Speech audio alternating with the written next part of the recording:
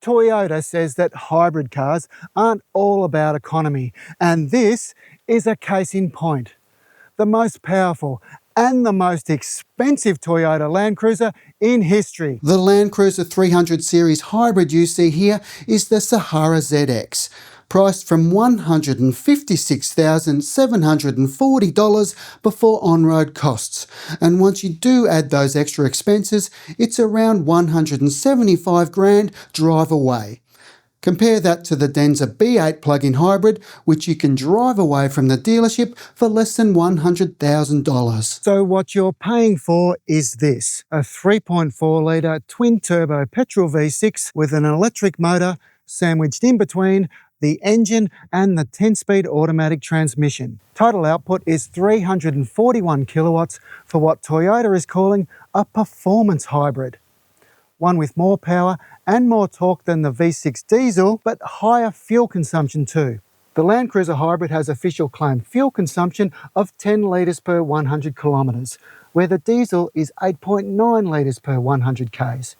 You can't run solely on electric power around the city like you can with a plug-in hybrid, but the small battery located under the boot floor can propel the SUV at low speeds before the petrol engine needs to fire up. In the cargo hold, there's an upgraded 200-volt power socket for running small appliances, while the split-fold rear seats have a fold and tumble action for extra versatility when loading up. The hybrid is a 5-seater only, so there's plenty of space for all your gear, even with the battery packaged in to the rear end. But it is less space than you'll find in the diesel. In the cabin, there's lots of room in the front and rear, and creature comforts galore in the Sahara ZX. No complaints from the back stalls, where there's heating and ventilation for the outboard seats, climate control and an entertainment system, while the front occupants at the bridge of this big ship are treated royally, especially the driver. Everything is really centred around the driver here, with a broad range of tactile controls on the steering wheel and across the dash in a layout that's easy to use. It's got all the trimmings and some decent tech too, centred around this 12.3-inch centre touchscreen that's responsive and nice and clear with its graphics and camera resolution.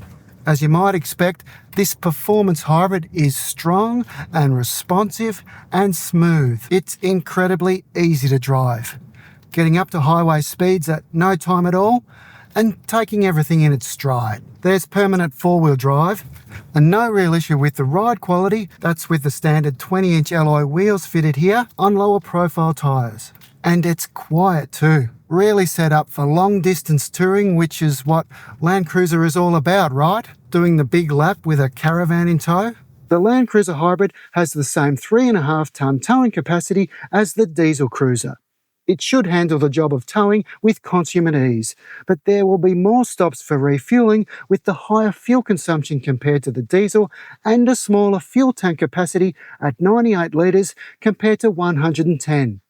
The hybrid drinks premium unleaded too. The hybrid has electric power steering, which is new, but it's still a big vehicle and it can be difficult to manage in tighter situations. Off-road, there's no question the LandCruiser Hybrid is capable, but there's a GR Sport model that sits alongside the Sahara ZX for similar money, which is the one to get if you're heading deep into the high country. So Toyota is starting to wean itself off diesel, and this is the best example to date. Having said that, the LandCruiser Hybrid is hard to justify right now when there's a perfectly good and somewhat cheaper diesel model on sale with strong performance and better economy.